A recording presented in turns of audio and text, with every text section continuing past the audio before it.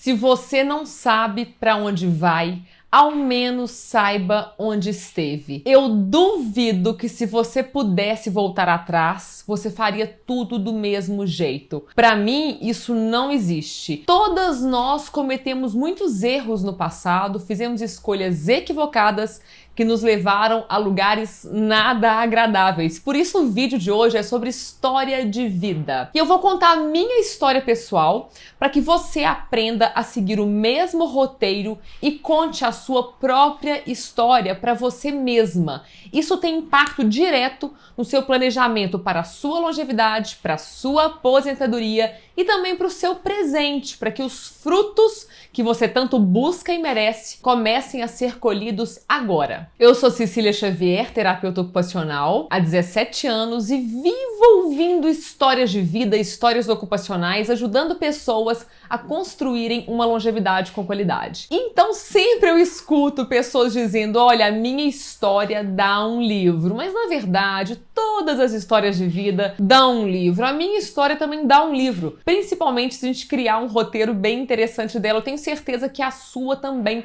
Então me acompanhe até o final desse vídeo para que você possa contar a sua autobiografia para você mesma num primeiro momento e colha os frutos ricos, suculentos, que já estão plantados e maduros na sua história, para que a sua vida possa ficar mais colorida a partir do que você já fez.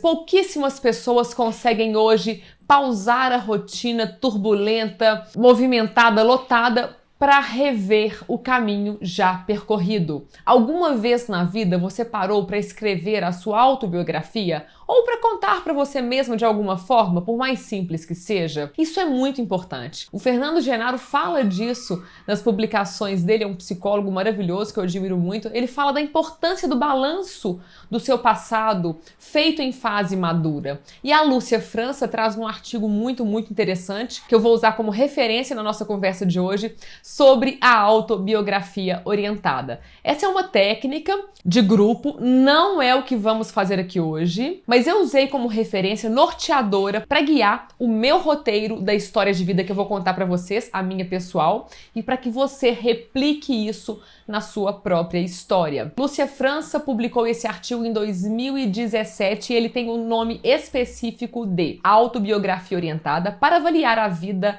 carreira e planejar a aposentadoria. Para quem quiser aprofundar nesse assunto, joga no Google que você vai encontrar essa referência completa. James Burin foi o autor, o fundador dessa teoria, o criador dessa teoria em 1991 nos Estados Unidos, e ela já rodou o mundo transformando a vida de várias pessoas. Ela não é uma terapia, mas é uma técnica muito potente para que você pare um pouquinho para olhar para o seu passado, para o seu presente e o que você quer fazer com o seu futuro. Então ela tem tudo a ver com o projeto de vida, com preparação para a longevidade, preparação para a aposentadoria, que é o tema que tem sido o eixo das nossas conversas aqui, mas hoje a conversa vai ficar boa, vai esquentar, porque ela é uma conversa pessoal. Eu vou te falar um pouquinho da minha história de vida, eu quero que você escute e aprenda a falar de você para você mesma, para que sozinha você possa construir essa retrospectiva da sua história, para que você aprenda a revisitar a sua história e ressignificar o seu presente e o seu futuro.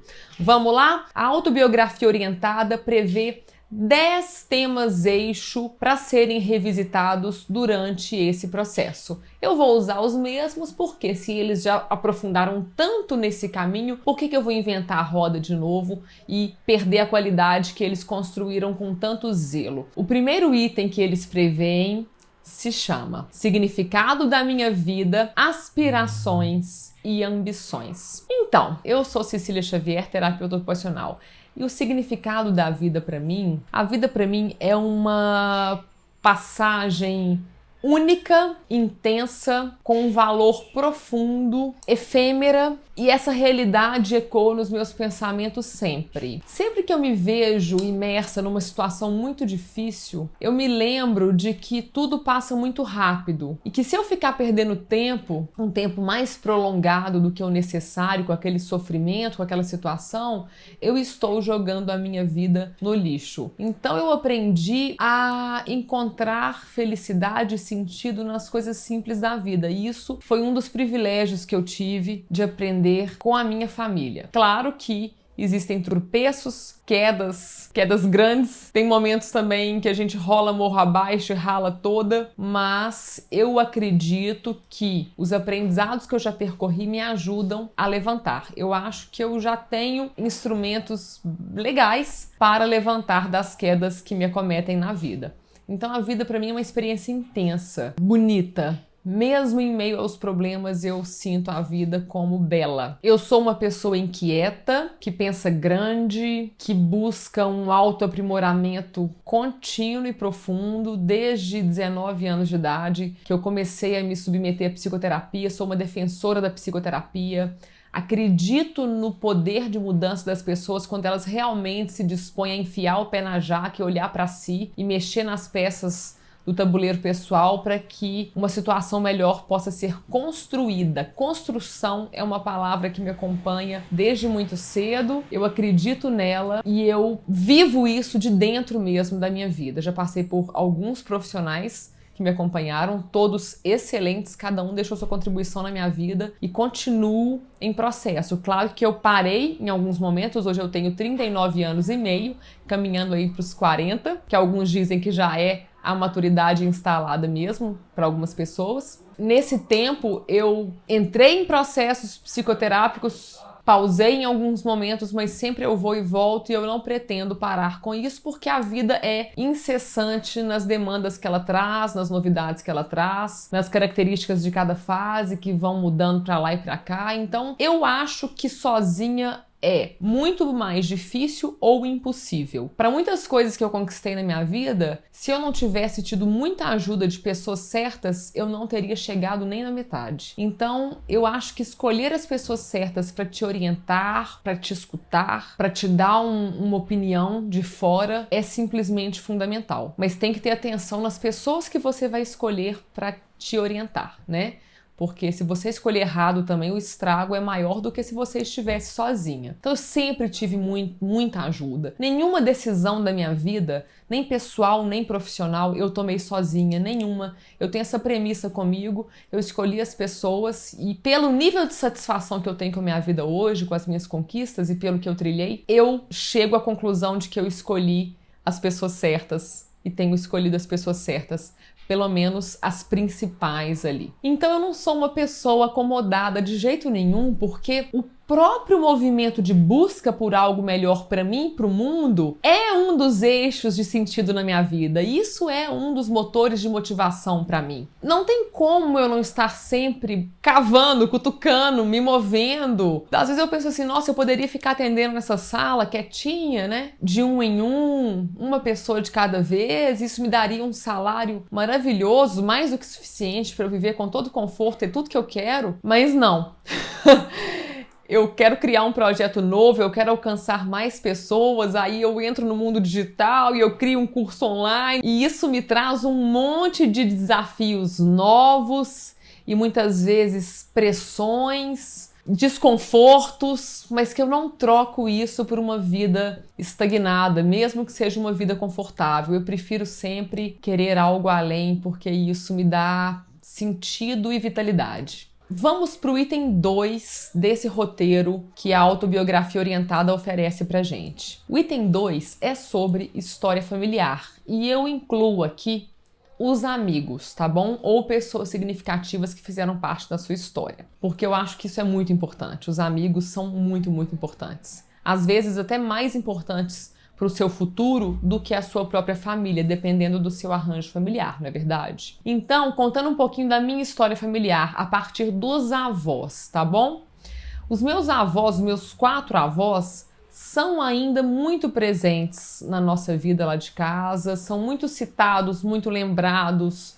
Os valores e as histórias que eles deixaram, de todos os tipos, são trazidas à tona o tempo todo. Então são pessoas muito importantes pra gente e sempre serão, mesmo já tendo falecido há muitos anos. Eu acredito que minha última avó falecer já deve ter por volta de 14 anos, que infelizmente ela não está entre nós. E resumindo, porque a nossa conversa tem que ter início, meio e fim, foram pessoas Os três dos quatro foram pessoas revolucionárias, empreendedoras, pessoas que abriram caminho no inédito, no que ninguém nunca tinha feito, que ninguém nunca tinha ousado. Minha avó, por exemplo, Irene, ela foi a primeira mulher da turma de filosofia da Federal. Meu avô, Paulo Neves de Carvalho, deixou um legado gigantesco para o direito administrativo em Minas e no Brasil. A minha avó Irondina foi empreendedora na música, tendo escola de música, de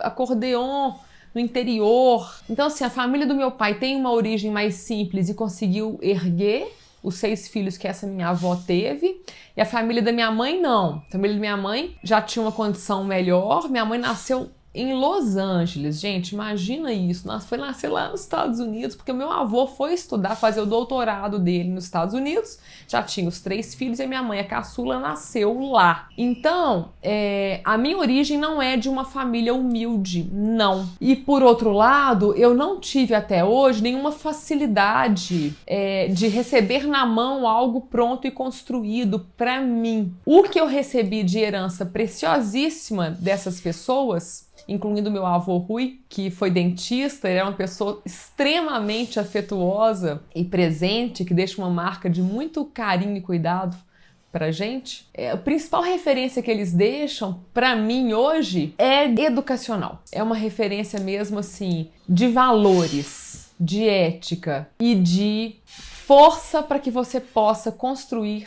o que você quer pra você. Essa é a principal herança que eu sinto que eles me deixaram. Porque, gente, cada pessoa da sua família vai contar a história de um jeito. E não importam os fatos concretos, exatamente o que aconteceu. Importa como você significou a sua história. Então, a gente não está aqui para saber o que de fato aconteceu, a verdade absoluta das coisas, porque isso não existe. Mas como cada fato da sua vida te afetou, isso é o importante, tá bom? Quais os registros que você tem dos principais episódios da sua vida?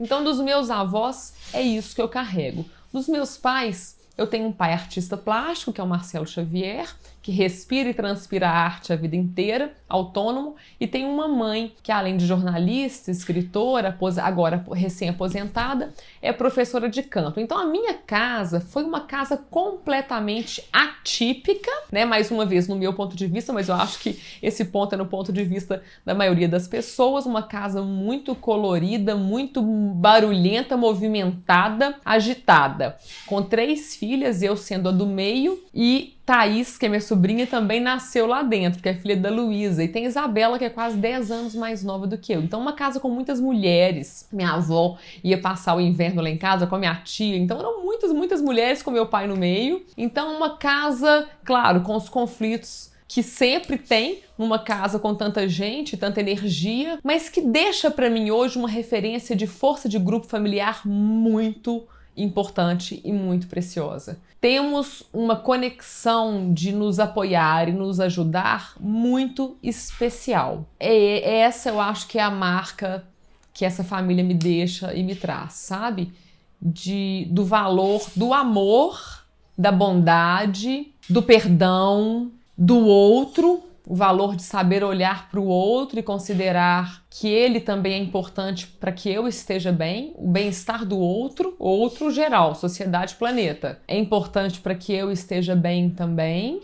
E a arte enquanto experiência de sentido para a vida, e não a arte simplesmente enquanto uma obra de arte, que também é muito importante, que compõe a nossa vida, mas a arte enquanto uma forma de experimentar e viver a vida com sentido, desde as coisas mais simples do cafezinho até as coisas mais sofisticadas, que é saber admirar um concerto de música clássica ou saber enxergar pela janela as belezas sutis que existem ali e saber se posicionar da vida de uma forma saudável e nobre. Essa é a herança principal, eu acho, falando agora espontaneamente para vocês, que a minha família me deixa. Qual é a herança que a sua família te deixa? E é claro, eu vou colocar aqui principalmente as questões positivas. Porque, primeiro, que eu não vou expor minha vida ultra íntima e pessoal aqui, porque eu não acho que seria legal, eu não acho que é isso que vocês precisam ouvir para agregar valor à vida de vocês. E segundo, porque eu, como terapeuta ocupacional, eu busco muito nos meus pacientes, nas minhas alunas, a reserva de saúde das pessoas, as possibilidades, as potências. A terapia ocupacional foca muito mais nisso do que na doença, nas dores, nos fracassos. Então eu vou dar ênfase sim aqui nos pontos que eu acho que são as minhas potências, correto? Porque os pontos de dores mais profundos eu cuido lá na minha terapia, atualmente com o Celso Renó, que está me acompanhando há alguns anos já. Queridíssimo Celso, que eu me sinto muito orgulhosa de poder fazer parte do hall de pacientes dele. E eu falo com orgulho, gente, para quebrar preconceitos, ok? Porque muitas pessoas ainda não buscam ajuda porque falam que terapia é coisa de doido, que não precisa de ajuda. Então eu me exponho aqui nesse ponto para que você, quem sabe, se inspire nisso e se coloque na posição de aprendiz com humildade para procurar uma ajuda profissional. Eu acho que todas as pessoas se beneficiariam de ajudas profissionais desse tipo. Por isso que eu sempre bato nessa tecla e deixo aqui o meu exemplo para vocês. Os amigos de longa data, os mais recentes, eles são peças fundamentais na minha história de vida e na sua também, eu acredito. Se a sua rede social sociofamiliar está muito empobrecida, precisamos dar um jeito de enriquecer e fortalecer essa rede. Olha, lá na frente, nas fases mais avançadas da vida, dizem que, para as mulheres agora, as amigas são as pessoas com quem mais vamos contar. Porque não sabemos o que será dos nossos cônjuges, dos nossos filhos, para quem teve filhos, ou dos nossos sobrinhos, ou dos nossos vizinhos, a gente não sabe. Mas ter um grupo sólido de amigas é algo realmente que merece a nossa atenção. Cuide dos seus vínculos de amizade, porque para muitas mulheres são eles que dão a sustentação principal lá no futuro. Já são elas que fazem isso hoje também, mas hoje a gente tem outros pilares que nos apoiam.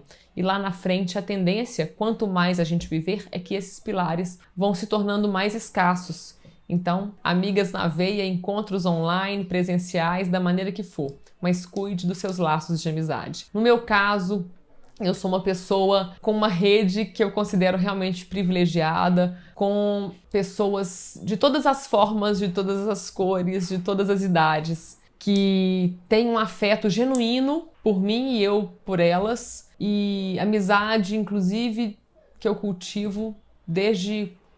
Eu tenho 39, uma amizade de 35 anos, de 33, de 30, que é o meu grupo mais antigo de amigas, são as migonas, que vêm lá do colégio e até hoje é isso, a gente se encontra mesmo, a gente se fala mesmo e se acompanha de perto. Esse é um dos grupos, tem o grupo das terapeutas ocupacionais da faculdade, que também é um grupo fortíssimo, tem o grupo de quando eu morei em Barcelona, das meninas que moraram juntas e depois conviveram lá durante esse ano, também é um grupo muito importante, tem o grupo da família estendida, enfim, e tem muitas amigas e amigos avulsos espalhados por aí, que eu trouxe para minha vida de cada situação que eu vivi, cada um tem seu jeito, seus valores, mas cultivamos um ponto em comum, que é o amor e o carinho que a gente tem um pelo outro, ou uma pela outra. Então, na medida do possível, que é claro que, né, a vida também tem muitas demandas e a gente não consegue se falar ou se ver com tanta frequência quanto a gente gostaria, mas eu me considero uma pessoa atenta às pessoas,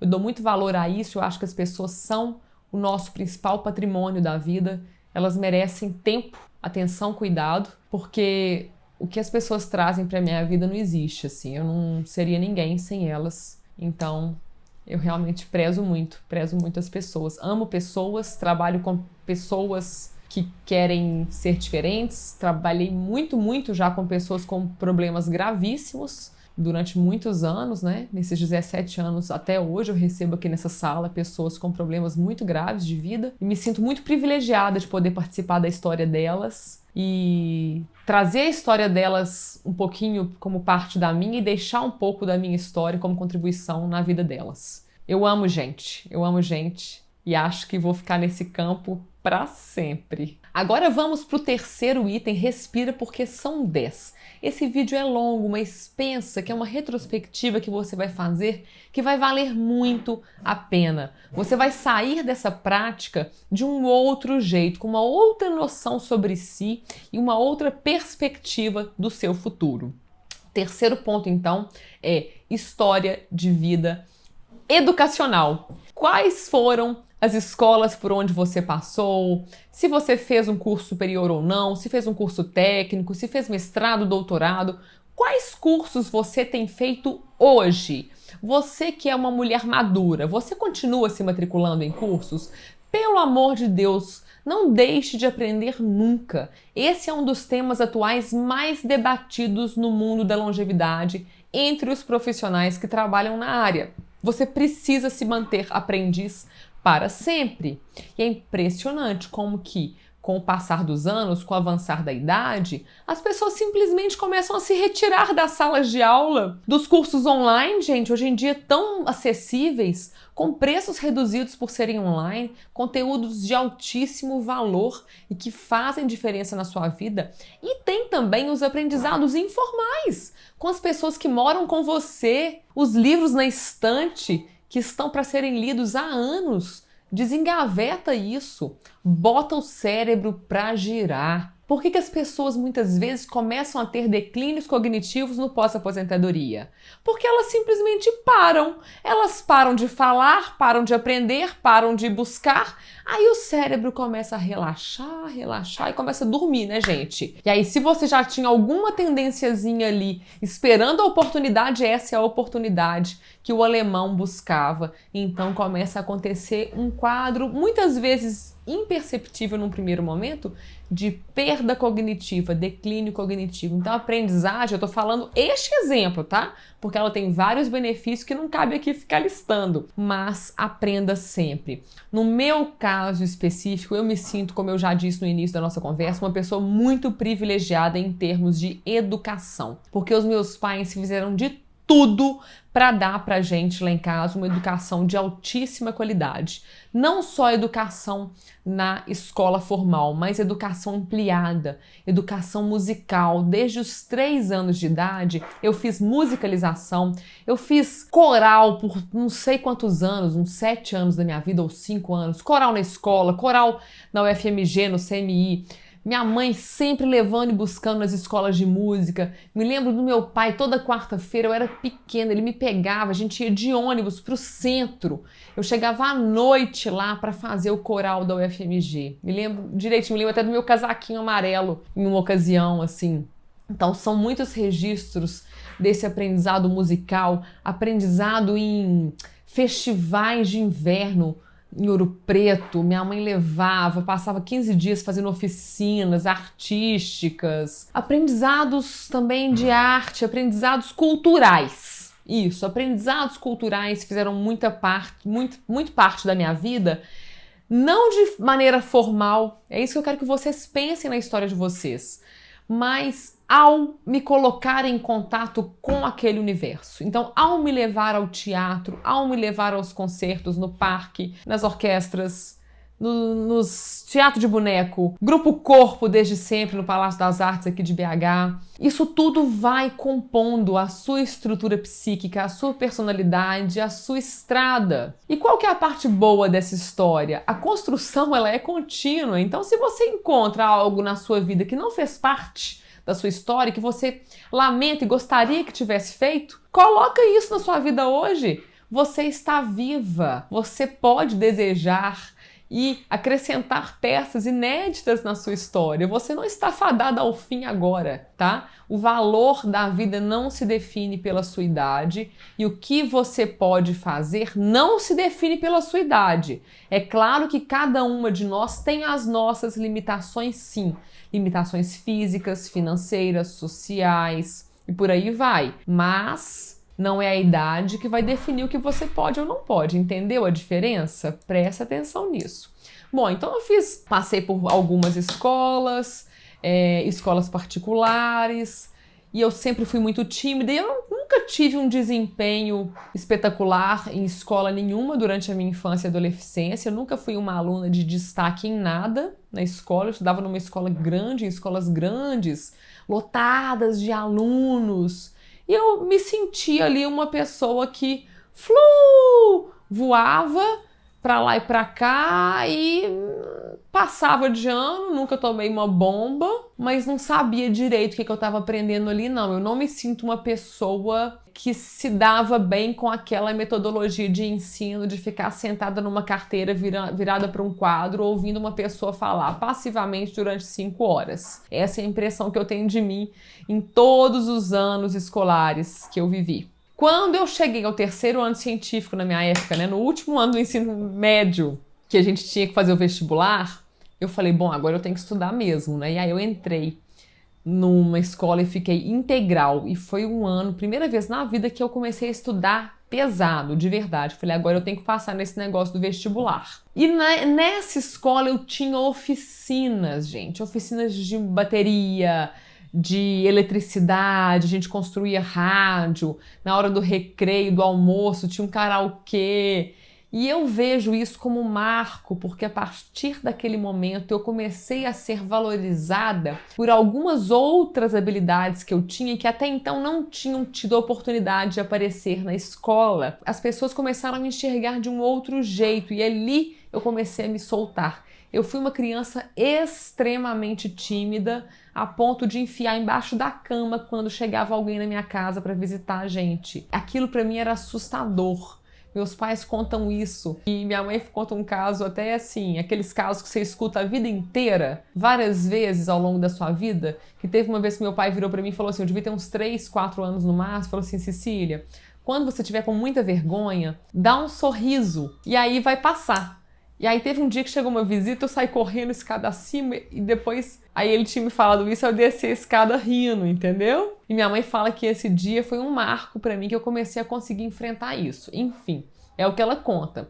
Mas eu localizo essa coisa do 3º ano científico nessa escola que ampliou as minhas experiências lá dentro, me dando possibilidades de externalizar outras habilidades minhas que não eram as habilidades lógico-matemáticas tradicionalmente avaliadas nas provas em que você recebia uma nota e que definiam, na verdade, a maneira como você era vista na escola, se você era uma excelente aluna, uma mediana ou uma ruim, uma fraca. Isso aí, inclusive, caiu por terra, né, gente, cada vez mais, porque na teoria das inteligências múltiplas, você não pode falar se uma pessoa é boa ou ruim por uma prova. Não tem como isso ser avaliado dessa maneira. É um equívoco muito grande que deixa marcas muito difíceis de serem retiradas nas crianças e nos jovens. Então eu tive essa oportunidade de começar a fazer essa virada e ali eu aprendi uma coisa muito importante, que foi a começar a gostar de aprender. Ali o mundo do conhecimento começou a ganhar uma outra forma para mim.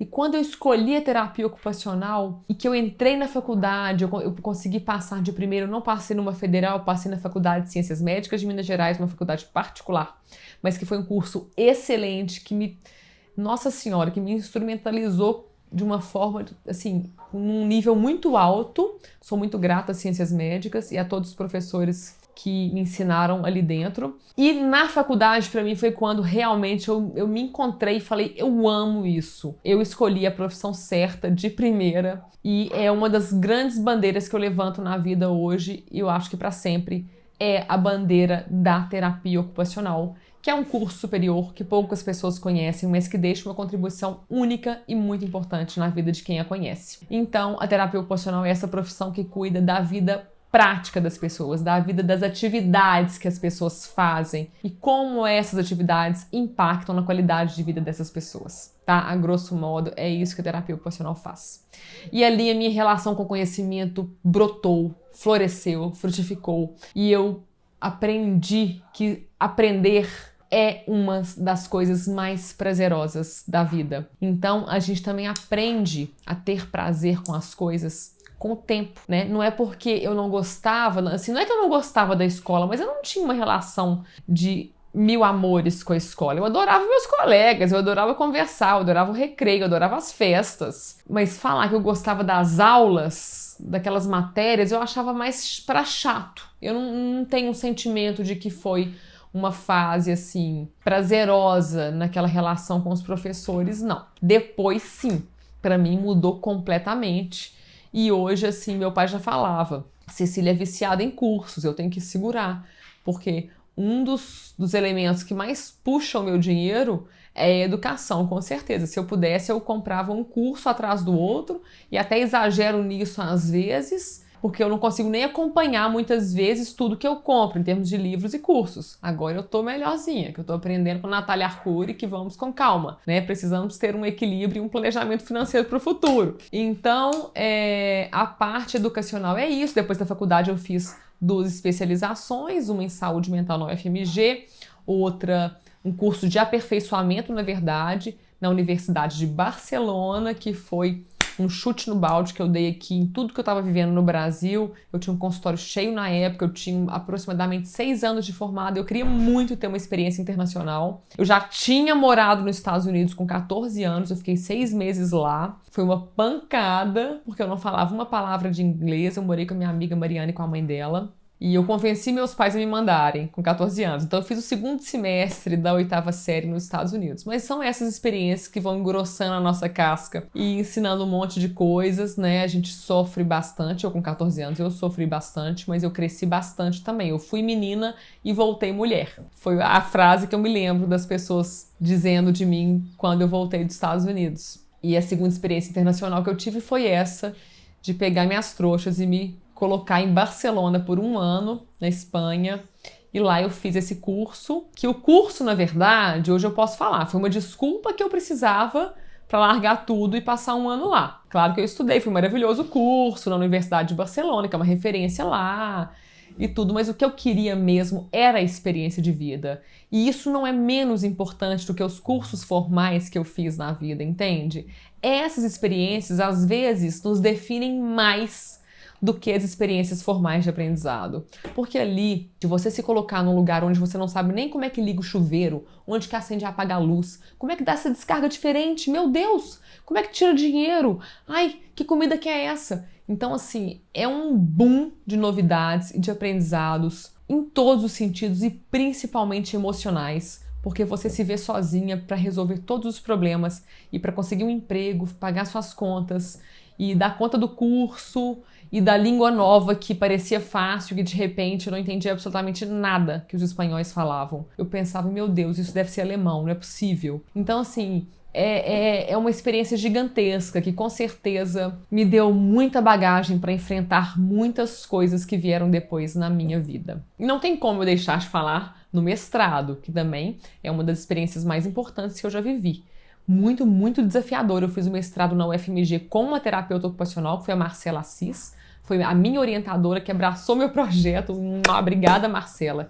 Gratidão mesmo, porque eu escolhi um tema assim diferente, que foi o tema da aposentadoria mesmo, essa transição. Eu queria estudar isso e queria estudar na terapia ocupacional. E Marcela sugeriu de levar a Kátia Bueno como co-orientadora, que já era uma pessoa muito importante na minha vida pessoal e profissional. Eu falei assim, nossa senhora, perfeito, agora vamos nós 3, e assim foi o meu mestrado. Tenho muito orgulho dele também. E é mais uma peça que foi fundamental no que eu sou hoje. Inclusive foi lá que eu descobri esse campo de conhecimento da preparação para aposentadoria e para longevidade. E para fechar o item 3 é isso. Depois disso, desses aprendizados formais, muitos congressos, muitos eventos, muitos seminários, muitos aprendizados sobre o empreendedorismo digital, sobre o marketing digital, sobre esse mundo online que eu pus dentro da minha vida. E aí eu sinto hoje que eu comecei uma outra faculdade de alguma forma, porque eu abri esse universo e eu já estudei bastante nos últimos anos sobre esse tema, que não tem fim, né? O mundo do conhecimento, quando você se encanta por ele, se apaixona, o bom é isso. Ele não tem limite, ele vai ser uma fonte de sentido para mim para sempre. Gente, o item 4 do nosso roteiro é histórico de trabalho, carreira e interesses pós-carreira. Eu vou ter que diminuir os meus relatos, porque senão o vídeo vai ficar muito longo. Agora, a minha história de trabalho da profissão já tem a ver com a minha história educacional. Eu passei por várias instituições públicas e privadas, passei pelo Hospital das Clínicas, passei pela Mais 60 Saúde, e na Plic, meu primeiro emprego, e fiquei 10 anos aproximadamente no serviço público concursada na FHEMIG, Fundação Hospitalar do Estado de Minas Gerais, e trabalhei 10 anos num hospital psiquiátrico chamado Hospital Galba Veloso, na ala masculina de internação psiquiátrica. Então ali eu atendi os casos mais graves e difíceis que vocês podem imaginar. Eu falo que depois que a gente fica 10 anos num lugar desses, você consegue atender qualquer caso e conduzir o caso, porque o nível de complexidade do que eu vivi ali, realmente, eu acho que eu nunca mais vou vivenciar em outro lugar. Foi maravilhoso, foi um laboratório, uma escola para mim. Eu tinha uma equipe multiprofissional de altíssimo nível, a gente tinha reuniões semanais para discutir os casos, e ali, nossa senhora, foi um privilégio estar ali lidando com as maiores misérias humanas em todos os sentidos, miséria em todos os sentidos. Eu sou muito grata, e foi na FHEMIG também que eu implantei o meu primeiro programa de preparação para aposentadoria. Eu fiz essa transição de carreira dentro da FHEMIG, e depois que eu passei 3 anos implantando esse programa, que lá chamava Evoluir, coordenando, lançando as sementes dele numa rede de 14 mil servidores, eu decidi seguir na minha carreira como autônoma, porque eu pensei que eu já tinha cumprido a minha missão lá e que aqui fora eu teria mais força para lançar esses conhecimentos para um número maior de pessoas, inclusive usando a internet, que é esse canal que a gente está usando aqui agora para ter essa conversa. Então hoje, resumindo, eu atendo nessa sala, eu atendo individualmente, eu faço palestras, dou workshops, cursos e principalmente o nosso curso online Revolução da Aposentadoria. Então hoje eu me considero terapeuta ocupacional, empreendedora social, produtora de conteúdos digitais e por aí vai. Meus interesses pós-carreira, pensa nisso aí. Eu não pretendo parar de trabalhar nunca, mas eu pretendo cada vez mais ter poder de escolha com relação aos projetos que eu vou realizar, a frequência desses trabalhos, a intensidade dos projetos na minha vida, a carga horária semanal, sabe? Para conciliar o meu trabalho cada vez mais com a qualidade de vida que eu tanto busco e que eu acho que você precisa buscar também. A gente não é o nosso emprego. Se você tem um emprego, pensa nisso. Eu já não tenho mais um emprego fixo. Mas para quem tem, muitas vezes parece que a sua identidade está apenas vinculada ao seu trabalho ou ao seu emprego. Não. Eu sou muito mais do que a minha carreira. Eu tenho muito mais habilidades que eu posso explorar, que eu posso desdobrar na minha vida e transformar em trabalho do que essas que eu já utilizo na carreira que eu trilhei até aqui. Só que você precisa ter esse olhar ampliado sobre você, sobre a sua história. E por isso que essa retrospectiva que a gente está fazendo juntas aqui hoje é tão importante. Isso pode servir de referência para tudo que vem na sua vida daqui para frente. Quanto mais interesses você descobrir de você, mais interessante você vai ficando e mais ferramentas você terá na sua vida para renovar os seus projetos, o seu projeto de vida pós-aposentadoria ou o seu projeto de vida para longevidade. Agora vem um item muito interessante, relato da imagem que você tem do próprio corpo. No meu caso, eu era a mais baixinha da turma a vida inteira. Pelo menos eu era criança que dava a mão para a professora, né, gente? Na fila eu tinha essa vantagem, mas eu era muito pequenininha e então eu demorei muito a ficar mocinha e isso fez com que eu demorasse mais a me perceber enquanto uma mulher que podia se posicionar no mundo, enquanto uma pessoa que tinha essa possibilidade de ser reconhecida, de ser valorizada, sabe? Essa é uma leitura que eu faço, né? Esse ponto ele é complexo, ele é profundo. Qual imagem você tem do seu corpo? Então, a gente tem uma história com isso, com o nosso corpo. Como é que foi a sua passagem, né? Da infância para a adolescência? Um ponto que eu sei que eu vivi é esse, de ter sido a pequenininha, e só que no final, ali perto dos 14 anos, que foi inclusive no momento que eu fui morar nos Estados Unidos, eu fiz puf! Eu fiz uma virada grande, sabe? De uma vez. Nem sempre a virada emocional acompanha a virada do corpo. Então, a virada emocional costuma demorar mais do que o concretão do corpo. E a gente vai se descobrindo e aprendendo a explorar os nossos potenciais enquanto uma mulher que pode se posicionar a partir daquele corpo, né? Porque eu acho que na adolescência e na infância, o que a gente escuta com relação à nossa imagem marca muito as fases futuras. E se a gente não fizer um trabalho bem feito para ressignificar e retirar essas marcas, a gente não sai disso. É o que eu penso. Então, como eu já falei que eu me cutuco há muitos anos, eu vejo que eu avancei assim 1000%, que hoje eu consigo enfrentar um auditório, consigo falar em público, consigo enfrentar críticas, me posicionar e me sentir inteira em quem eu sou, nos meus valores, nas minhas falhas, nos meus furos, e consigo me apresentar para o mundo. Essa questão de suportar os olhares dos outros e conseguir se expor tem muita relação com a sua história corporal, com o seu desenvolvimento corporal, com a maneira como a sua imagem foi sendo construída para as pessoas, né? No que você recebeu das pessoas com relação à sua imagem ao longo da sua vida e como que você foi registrando isso e como você registra hoje o seu corpo e a interferência que isso tem em como você se posiciona diante do mundo, dos seus projetos, dos seus desejos, que tanto que a sua imagem te impulsiona adiante ou que ela te barra, porque isso não é fácil não, isso é muito difícil, enfrentar isso aí não é brincadeira, é muito difícil, mas vale um retorno nessa história corporal da imagem, porque é sensacional, é muito rico. 6. Histórico da sua saúde, principais doenças, cirurgias e estado atual de saúde. No meu caso, até então, por sorte, ou porque eu tive esse privilégio de ter recebido uma alimentação legal, claro, um cuidado da minha saúde que meus pais me ofereceram, eu não tive nenhuma questão importante de saúde, não. Só com 1 aninho eu fiz uma cirurgia de ouvido que deu uma infecção importante, depois nada. Quando eu penso em saúde, vocês sabem o que me vem? Gente, é impressionante. O meu parto do meu filho foi muito significativo, interessante. Ele foi um parto longo, muito difícil, um parto normal. Deu tudo certo. Mas eu, o Léo, meu marido, e o Eric, que é o meu filhote de 3 anos hoje, a gente passou por uma situação realmente muito desafiadora. Fomos os 3 muito guerreiros e isso enlaçou mais ainda a nossa cumplicidade, com certeza.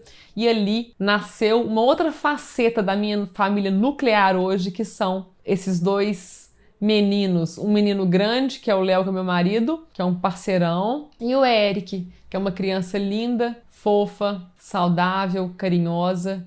Mas quando eu penso em saúde, é interessante, né? Me vem esse episódio e aí me vem os meninos. Porque lá atrás, quando eu falei da família, eu falei da família de origem. Eu não falei da família criada, construída por mim mesma, escolhida. Que é um marco muito grande, né? Assim, o casamento, no meu caso, foi consequência de uma escolha cuidadosa e acertada. Temos 11 anos de relacionamento. E eu me sinto uma mulher privilegiada, sim. Eu acho que temos problemas, temos crises, óbvio, não existe um casal que não tenha. Mas eu vejo que na maior parte do tempo a gente é muito feliz junto.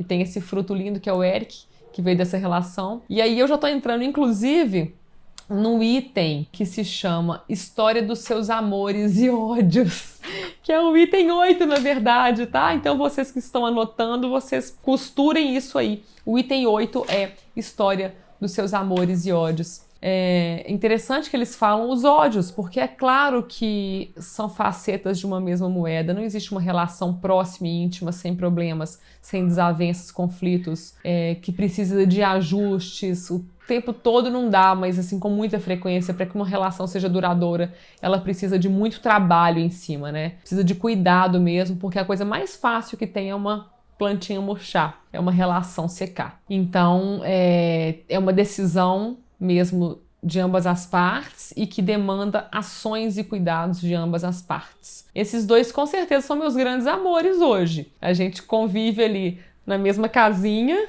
e a gente está construindo uma vida feliz. Isso é fato. Nem posso falar muito que eu fico emocionada. O item 7, que eu saltei, é o relato da função do dinheiro em sua vida e economias já realizadas. Eu, como a maioria das pessoas, parti de uma vida com zero educação financeira. Meus pais também nunca tiveram educação financeira, então não tive isso dentro de casa, nem na escola, nem em lugar nenhum. Crescendo, entrando em contato com alguns produtores de conteúdo digital, eu comecei a me antenar para o tema, comprar livros, cursos, e hoje eu já me sinto uma mulher muito mais consciente, controlada e preparada para o futuro, mas isso vai num crescente, porque o aprendizado é infinito, como eu já disse. Então hoje, junto com o Léo, a gente tem a nossa casa própria, eu tenho minha previdência privada, eu tenho seguro de vida, mas eu preciso ainda aumentar melhor a minha poupança, a minha reserva para velhice. Isso é uma coisa muito séria. Quem já chegou na maturidade sem essa reserva sabe na pele o tanto que é difícil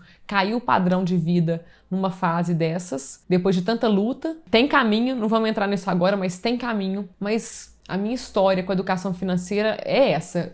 Foi 0, 0, 0, 0, 0. E depois eu comecei a atinar a partir de aprendizados informais e comecei a trazer essas mudanças de comportamento para a minha vida. É um tema que me agrada muito, eu adoro esse tema, ele é muito sério e muito importante. E eu hoje me vejo uma mulher com um padrão de consumo completamente diferente de alguns anos atrás. E eu me sinto já uma pessoa bem protegida para o futuro, com as ações que eu já realizei, mas que não são suficientes. Eu preciso continuar com esse comportamento para que eu, de fato, chegue na maturidade, tipo 65, 70 anos, com uma reserva que possa me proteger de verdade. E o 9, relatos das suas experiências ou ideias sobre a morte. Fiz a cruzinha, tá? Não lido bem com esse tema, eu acho. Não sei, porque também nunca perdi uma pessoa tão próxima, assim, de uma maneira mais difícil. As pessoas mais queridas que eu perdi foram os meus avós, que eram pessoas importantes, mas já eram muito idosos. Então foi algo natural, assim, na cadeia da vida, no ciclo da vida. Meus pais, graças a Deus, são vivos, então eu ainda não tenho essa resposta de como eu vou lidar com uma perda de uma pessoa mais próxima ainda, como os pais, por exemplo. Tenho muito medo disso, muita angústia. Não sinto que eu vivo em paz com isso, não sinto. Acho das coisas mais difíceis que a vida traz pra gente são as mortes, mas estou sempre em trabalho reflexivo profundo com relação a isso e vejo que tenho progredido, porque eu acho que é isso, gente. Tudo que a gente cuida, que a gente se propõe a amadurecer, envolvendo a dor nisso, porque eu acho que na vida não tem atalho, para que você ganhe mais liberdade, leveza e autonomia, você tem que ralar, e ralar dói. Então eu acredito nisso, como eu estou em contínuo processo de trabalho emocional com profissionais e reflexões que eu acho que são de qualidade, eu vejo que eu estou avançando em todos esses itens, em todos esses temas, mas a morte realmente eu tenho algumas dificuldades especial para lidar com ela. E o 10, para a gente fechar o nosso roteiro, estabelecimento de metas e aspirações para o futuro, projeto de vida para a aposentadoria. Eu não pretendo aposentar nunca. Quando a gente faz o que a gente ama, a gente não vê sentido em parar de fazer aquilo. Por que os artistas não se aposentam? Porque eu vou parar de fazer uma coisa que eu amo, que só me faz bem, para quê? Somos seres ocupacionais. Precisamos de atividades significativas no nosso dia a dia. Aquilo só me faz bem. É totalmente viável de ser realizado continuamente. Parar, não vejo sentido. Então, a minha carreira ela vai me acompanhar para sempre em diferentes formatos. É isso que eu acho interessante. E para você que vai se aposentar, você pode pensar dessa forma. Aposentar-se não significa romper com a sua relação com o trabalho. A aposentadoria pode encerrar a sua história com aquele emprego, mas não necessariamente com o trabalho, com a sua carreira. Coloca isso na sua cabeça. Mas você precisa passar por um processo de construção de um projeto de vida, de busca e encontro de uma outra direção, de uma outra rotina que vai te dar outros sentidos para a vida, quem sabe até melhores, mais saudáveis, mais leves nessa nova fase que vai se abrir ou que já se abriu para você. Então, falando um pouquinho mais sobre como que o projeto de vida entrou na minha vida, eu sou uma pessoa que desde 2006, há 14 anos, eu tenho listas de fim de ano com as minhas metas para aquele ano que ia começar. Então eu adoro isso. E eu, gente, tenho todas as listas. É muito legal ver o amadurecimento meu pessoal no gerenciamento da minha vida pessoal e profissional. Eu fui ficando cada vez melhor nisso, nesse processo de construir a vida que eu quero para mim. Então, eu acabei trabalhando com isso. Hoje esse é um dos pilares do meu trabalho, acompanhar pessoas na construção de projeto de vida. E eu me coloco em processo o tempo inteiro porque eu busco, sim, coerência entre o que eu ensino para as pessoas e o que eu vivo. Eu preciso disso para que eu me sinta capaz, para que eu me sinta autorizada a me colocar nesse lugar de alguém que conduz projetos de vida de outras pessoas. Então, por exemplo, eu vivi uma transição de carreira grande que foi sair de um concurso público que eu tinha com estabilidade, me tornar completamente autônoma e empreendedora. Isso foi a partir de um projeto profissional que fazia parte de um projeto de vida. Foram anos de planejamento para que eu fizesse uma transição mais suave e protegida. Deu tudo muito certo, arrependimento zero. Fechei todos os ciclos de uma forma muito saudável, da maneira como eu pensei que seria. Amo me acompanhar. É uma das coisas que eu mais curto fazer, que eu mais gosto de fazer, é acompanhar a minha vida. Eu acho muito instigante, motivante, eu amo esse movimento da vida. E eu acho que as fases de dificuldade, de dor, de sofrimento também são bonitas, porque elas são a própria vida também, e de verdade que eu consigo ver beleza nisso. E a gente não precisa se abater completamente porque está numa fase difícil, numa crise. Se a gente consegue olhar para a vida como um todo, em sua amplitude, quando um pilar cai, os outros estão erguidos e os outros nos sustentam. É muito bonito. Então eu sou essa pessoa que cada vez mais aprofunda no autoconhecimento e na habilidade de gerenciar a minha própria vida e, consequentemente, a vida das pessoas que me procuram. Eu vejo o futuro de uma forma muito positiva, eu amo a minha versão atual, eu não trocaria a Cecília de quase 40 de forma nenhuma pela Cecília de 20, nem a Cecília de hoje pela Cecília de ontem. Eu acho que o tempo traz coisas que só ele é capaz de construir, e eu acho que quando eu tiver 60 eu vou estar explodindo no meu potencial de contribuição, de transformação do mundo, de transformação das vidas das pessoas que vão estar próximas a mim. Eu acho que é isso, e tem curvas na vida que são apenas ascendentes, assim, que tem um potencial de crescimento infinito, diferente de outras questões na vida que declinam mesmo, como o corpo, por exemplo, que envelhece a gente querendo ou não, a gente fazendo atividade física, claro, comendo bem, dormindo bem, isso tudo traz muita saúde e vai retardando o processo do envelhecimento que a gente não quer, mas a gente não para o tempo, A flacidez, as rugas, as estrias, as pelancas vão ser cada vez maiores. Eu não quero ser uma velha que vai ficar brigando com o tempo, com o meu corpo cada vez mais envelhecido. Eu quero ver beleza na maturidade, eu quero ver o meu corpo contando a minha história nas marcas que ele vai carregar, com orgulho. Eu quero ter orgulho desse corpo que vai ser cada vez mais envelhecido e conseguir me colocar diante do mundo com esse corpo sem ter vergonha dele, pelo contrário, fazendo dele o trampolim para uma vida cada vez com mais sentido, com mais impacto no mundo e com mais felicidade. Eu acredito nisso. É isso que eu busco, que eu construo para mim desde muitos anos atrás e hoje, e no futuro também será, porque são valores muito fortes para mim e que eu tento levar para as pessoas como uma das minhas principais bandeiras. É por isso que a gente está conversando aqui hoje. Então a gente fecha o nosso roteiro dos 10 itens que Lúcia França traz pra gente dessa teoria da autobiografia orientada. Não é uma experiência de autobiografia orientada, vou falar mais uma vez, mas é um norte que eu usei nesse vídeo para que você possa revisitar a sua história, fazer o seu balanço de vida, porque é uma peça muito importante para que você tenha uma aposentadoria tranquila, saudável, feliz e, consequentemente, uma longevidade também, que eu espero que você possa desfrutar. Espero que você aproveite esse conteúdo, conte a sua história para você mesma, sem medo, com coragem de enxergar. Não finja que não vê o que aconteceu com você. É melhor enxergar do que botar para debaixo do tapete essas histórias, essas dores, porque elas te compõem, elas definem muitas vezes o que você vive hoje e elas podem se transformar, na verdade, na sua maior força e potencial para transformar o seu presente e o seu futuro. Se você gostou desse vídeo, compartilhe com as pessoas um tema pouquíssimo discutido e tão importante.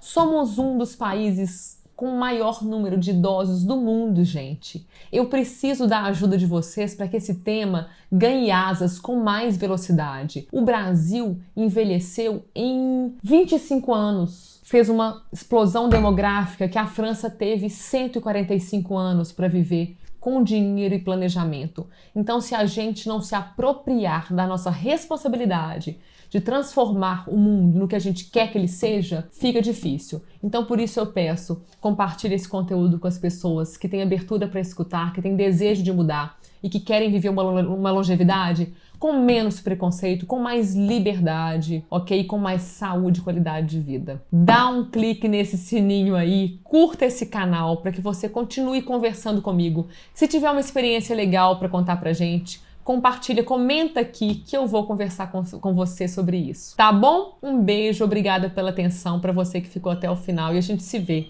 no próximo vídeo.